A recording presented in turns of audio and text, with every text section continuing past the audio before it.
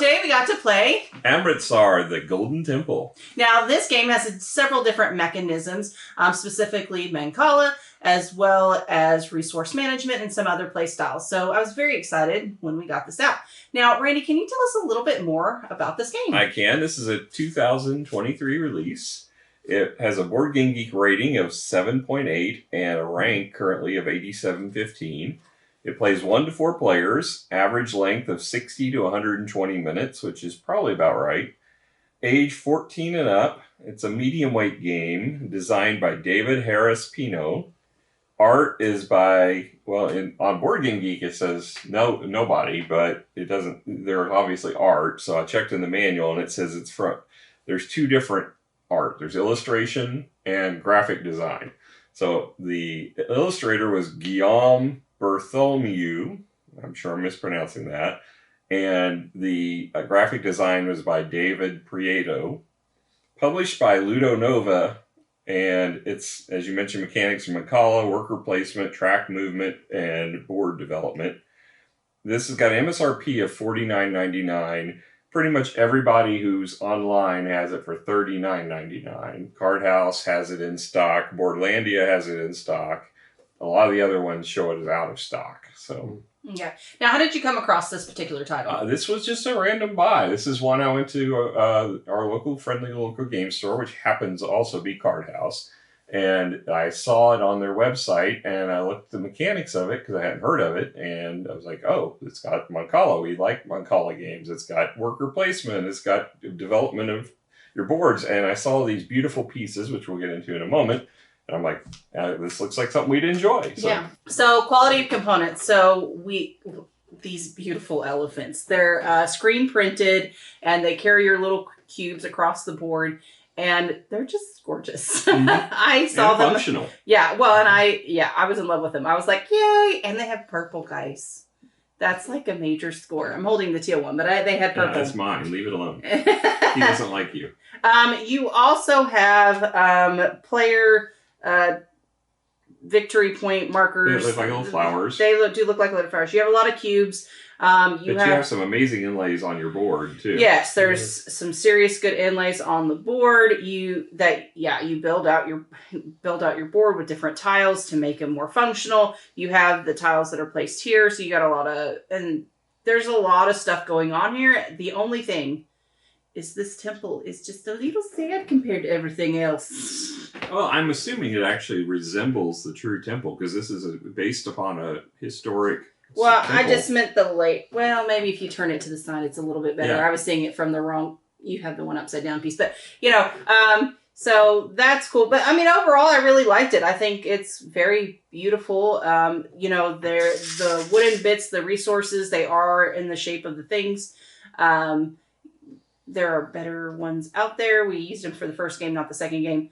But they're not, absolutely. There weren't enough. The upgrades we have were not. We didn't have enough copper pieces to swap them out. So yeah, but I mean it's still pretty good. I mean it's fine. Overall quality of components. I love my elephants. And the inlay board. So I'm probably going to give this an 8. I think they did a great job. I do think it's very pretty. That's where I'm at. What do you think? Yeah, I think 8's probably fair. The pieces are, all shaped. Even the workers are shaped. The only thing is the cubes, but they're kind of generic as far as their donation. They represent donations to the temple. Yeah, I'm not sure what you would do with them. Yeah, it's fine. Yeah, so I think everything functions well. So the inlay boards are fantastic. The elephants are definitely the eye draw. And they hold exactly the number of pieces, 6 pieces on top, the way it's supposed to be, and so everything's functional. So, and we do have the red Maharaja token has a screen printed gold feather on it. It's really shiny, just like the box. It's got the gold, trim. So this box does pop. The game looks attractive on the table. So 8 is fair. I agree with 8. The one of the things I like about it, it's the way it's made. There's not a lot of glare. Hardly any glare, so light coming in from multiple angles is not going to be a problem. So, because I've seen some games before that they've got that shiny, glossy seal to them, and it can be really hard to read the board and read other things. Not an issue with this one. So, matter of fact, just the opposite. So, Kudos for that one. No, I think that's great. It doesn't have a linen finish, but it actually has a nice matte finish. It feels good on it. It doesn't. It's not a bad feel on the boards. Yeah, so I think 8 is spot on for this. All right, so moving on to the theme. I like the elephants. No, and the artwork is absolutely gorgeous. This is beautiful. Yeah. I really greatly appreciated this. I knew I was building and donating. Like it felt really well. I think it made a lot of sense. I really enjoyed it thematically. I'm going to give this an 8 too. The art was gorgeous. Yeah, I think it's unfortunate that they're not giving credit into the art, on the Board Game Geek, because it doesn't really. It mentions illustrations and graphic design. That's both under my eyes art, but I don't know what you would consider their art picks on the Board Game Geek. But yeah, they did an outstanding job. The color schemes, the way the presence that it gives off. Yeah, it looks amazing, and so yeah, I think this definitely deserves. I'm gonna probably get an 8.5. I think it deserves, a very good score because it is an attractive game. Well, like for example, okay, so you have the lock, right? But there's a pattern next to the actual keyhole, right? So it's things like that really brought out the game. Is there's some details even upon the basic structures, and it really did feel like Amistar, the Golden Temple. I think it was pretty awesome. Well, what were your thoughts about it? Nice job. One of the things that I really liked about it is the way they put things together on it. It's not intuitive until you play it for 2 or 3 rounds. Then the symbols start to get very intuitive. You don't have to. You're not continually looking up the rules. This was my first time to play it. I think I grabbed the rule book once. Yeah. So that's big kudos. But just the way it's all laid out and designed, all of the iconography is not overly complex, and there's sufficient differences to it makes it really easy to figure out. Yeah, they did an outstanding job with the iconography on this, and you don't need. It doesn't come with a cheat sheet. This is one of the few times where I don't think you need it. Really, you don't need it. It'd be nice to kind of know what the actions are early on, but you basically kind of have a cheat sheet because it's got 3 things up here that kind of tell you your guide through the turn. So, yeah, I think overall it's been great. So we're moving on now to the rule book. Yeah, so now I will say he read this and I couldn't focus. Yeah, so that's pretty much standard the course. Yeah, it's a 16-page rule book, has a nice cover on it, and then the back is plain, but it does have a QR code if you want to scan it and have a video that tells you how to play. It has all the pictures of the icons, or the not the icons, but the components. And it's got the count, which I like to see that. The board setup, it's a little congested, but it's got all kinds of numbers and letters over it, almost have the entire board, but it's still easy to set up. It's once you've learned how to set it up, it takes no time at all to put the set back out. You've got your player board set up on the next page.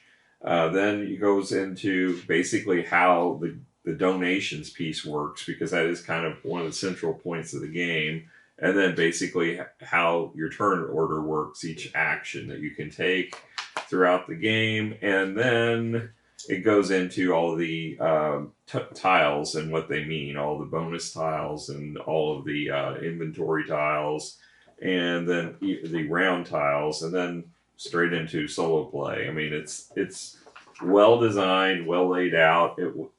Yes, it was a bit of a read, and the biggest problem with the rulebook is the font is subdued, and it's on a blue background with a pattern. So it's tiny font, kind of fades back into this background. I wish they had not chosen. I think it's a pretty picture they made in the background. It's basically the cover, but in a faded blue, but it makes it much harder to read the text.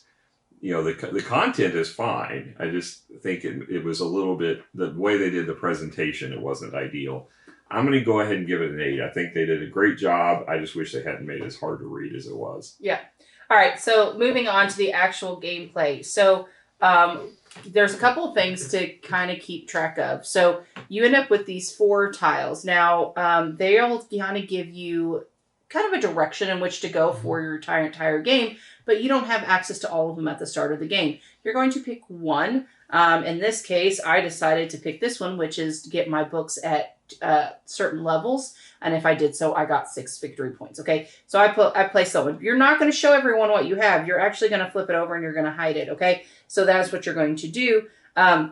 And when you do that, you're going to remove a cube off of your billboard because there would have been one here. And then you're going to put it on your elephant. And then also every time that you get a bag, you're going to increase your taxes because, well, there's always a tax man. All right, so, and that's the basically the feeding part of the game. So at the end of the round, you're going to pay that money. All right, so that's kind of where I'm going to go. But for my actual action, I get to move my elephant 1 space for free. Any additional side of the board is each space, but I'll have to pay a coin to do so. Now, I didn't actually move a lot this game, but like the first one I moved constantly. So it just depends on what you need and how you need it and things like that. So I'm going to move forward 1 space. You don't have to move, but it is an option. And then if you pass the Maharaja token, you have to pay a victory point when you move. So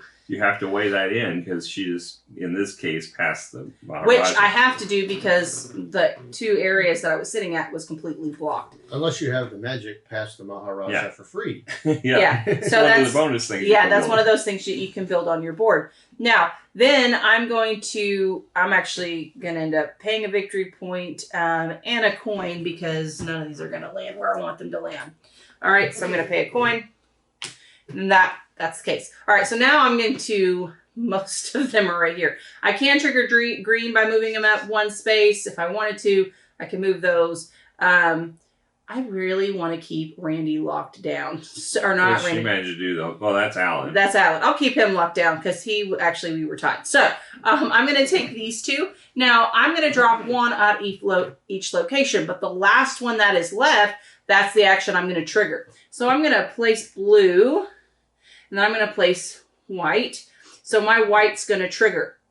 Now, no matter what, I can play any of the gray actions. But if the white, and I choose the white action, I will get both of those actions. So the first one is I'm going to do the gray action. Okay, so I'm going to bounce. I'm going to...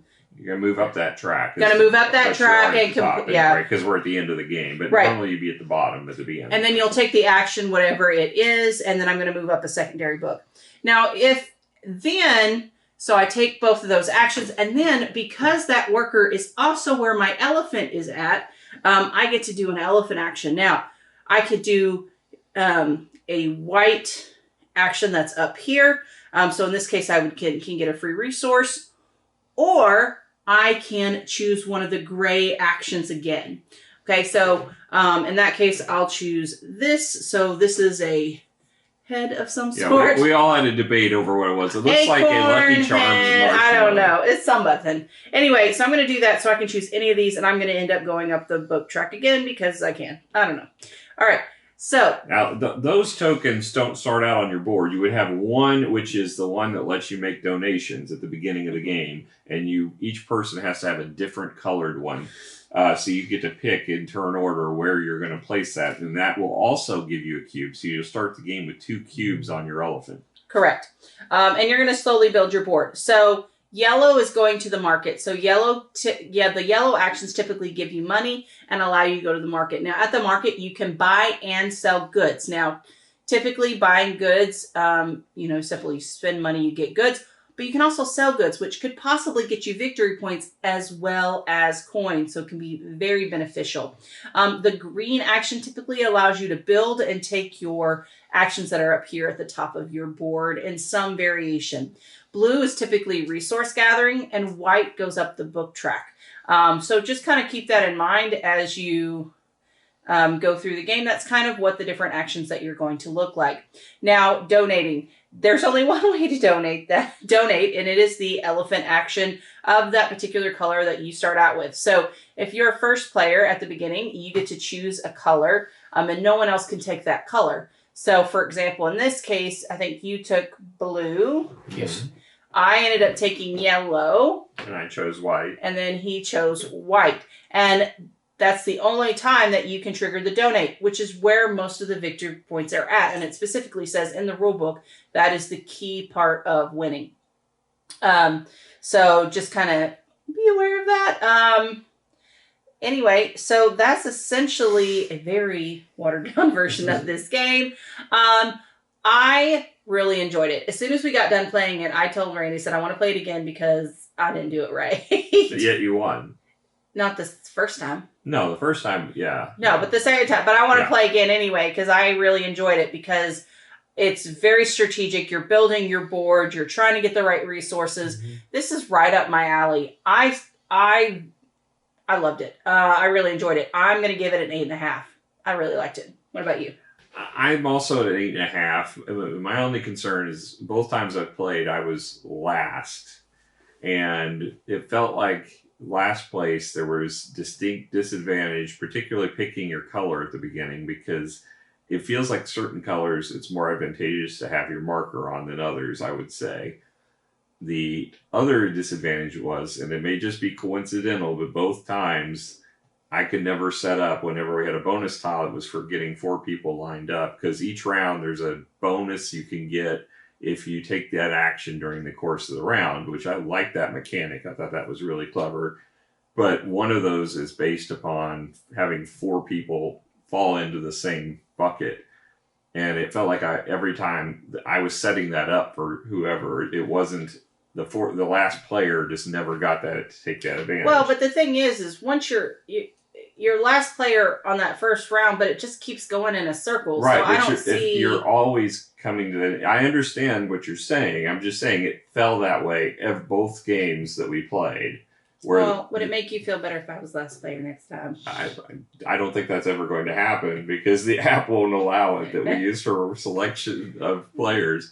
So, but I think the mechanics in this are extremely clever. Mm-hmm. And that's why I think even with that frustration, I still think it's an 8.5. I mean, this could be a 9 eventually, just with more playthroughs. I think it's pretty. It's got a lot going for it. Even with all of that, our scores were not that far apart. Mm-hmm. You two tied, and you won the tiebreaker, and I was only a few points behind. And we all had completely different strategies that we were approaching it from. The other thing is it could become a little samey, I would say. So there's a possibility that as you play, you're just going to see the same patterns because it's not like we didn't get close to maxing everything out. Mm. No. Well, and also I think with more players, so we played with 4 people. Yeah, we played with 4 and 3. And I think with 4 players, there was a lot more shuffle of the people. I ended up moving a lot more the first time around, which I think I enjoyed more. But then again, at the same point, like I scored well. I think I enjoyed moving around a little bit more. So I think I think more players are actually better in this game because it really diversifies. That kind of that look there. And I think the temple structure, because I guess there's a 3-player and a 4-player with how many units per, location is. They have different tiles for each player count. Right. And I think that those were much broader and things like that. So overall, I think it's, yeah. What about you? What's your thing? 8.5, 9. Yeah. So. Yeah, all in all, this is a very solid game for a blind pickup. I was very happy that I got this one because I had no expectation of what we were going to get. I just saw it and I thought, well, these are the kinds of games we enjoy. And when we played it, we were not disappointed. Yep, absolutely. You'll be able to pick it up and teach somebody real quick too. Yeah. There you go. Living proof. It didn't take long at all to pick up the mechanics of the game, how it works, the strategy, what you need to do. So. Again, absolutely fantastic. Well, guys, thank you so much for joining us. We had an absolute blast. Hopefully you'll come hang out with us again. We'll catch you guys later. Bye.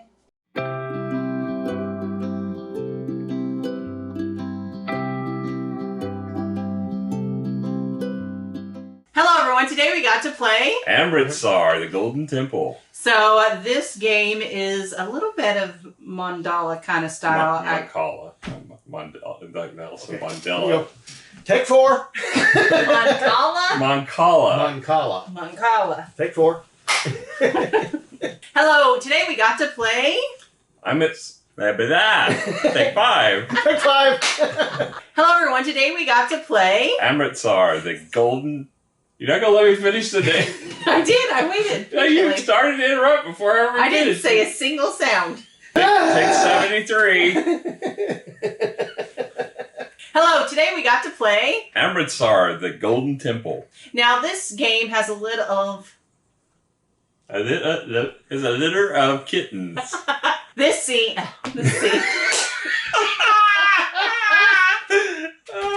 Oh, this is just not working. You guys gonna take you all day to edit this sucker. Yes. Hello, today we got to play. Amritsar, the Golden Temple. This game has a couple different mechanisms. One specifically is the. Mancala. No, you can't do that. You can't just go. It doesn't magically work that way. I don't interject the random word that you're seeking.